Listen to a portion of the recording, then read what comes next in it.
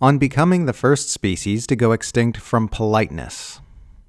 We're on track to become the first species to go extinct due to politeness.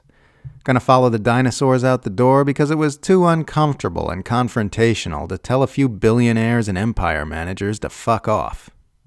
As Howard Zinn put it, as soon as you say the topic is civil disobedience, you are saying our problem is civil disobedience. That is not our problem. Our problem is civil obedience. Our problem is the numbers of people all over the world who have obeyed the dictates of the leaders of their government and have gone to war, and millions have been killed because of this obedience. And our problem is that scene in All Quiet on the Western Front, where the schoolboys march off dutifully in a line to war. Our problem is that people are obedient all over the world in the face of poverty and starvation and stupidity and war and cruelty. Our problem is that people are obedient while the jails are full of petty thieves, and all the while the grand thieves are running the country. That's our problem." End quote. Or as Utah Phillips put it, "The earth is not dying, it is being killed, and the people who are killing it have names and addresses." They have names and addresses, but we don't stop them. We let them wave Armageddon weapons around for global power agendas and let them destroy our biosphere for profit. And who knows where they're headed with all this AI stuff with zero regulations or accountability. They just get to play games with the lives of every organism on this planet, completely unimpeded. We don't allow this for any good reason. We just don't want to be rude. Stopping them would feel like a bit much, you know? A bit too much shrill woke policing. Nobody likes a humorless scold. What a ridiculous reason for the world to end.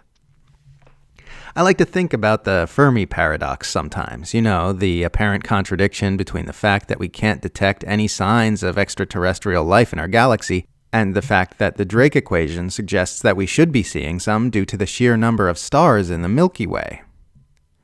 People have come up with all kinds of theories to resolve this paradox. Maybe the ETs are keeping signs of their existence hidden from us for some reason. Maybe there has been life on other planets many times throughout our galaxy's history, but whenever life advances up to a certain level of intelligence, it always self-destructs by cannibalizing its own biosphere or annihilating itself with nuclear weapons.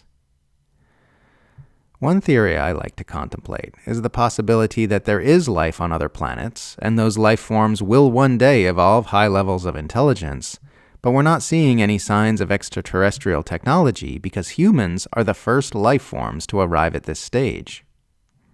Isn't that trippy to imagine? If we're the grown-ups here? If we are the eldest siblings in our galactic family? The aliens never came to rescue us with technologies from a civilization millions of years more advanced than ours because there are no civilizations more advanced than ours? We got here first?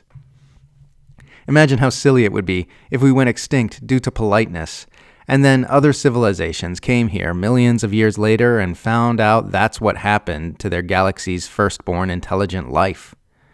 If they showed up and found a bunch of ruins on a poisoned planet, with a sign that says, "Sorry, we tried to stay alive, but we didn't feel entitled enough to make Sam Altman stop being such a dick." What an embarrassment that would be. We'd be the laughingstock of the Milky Way.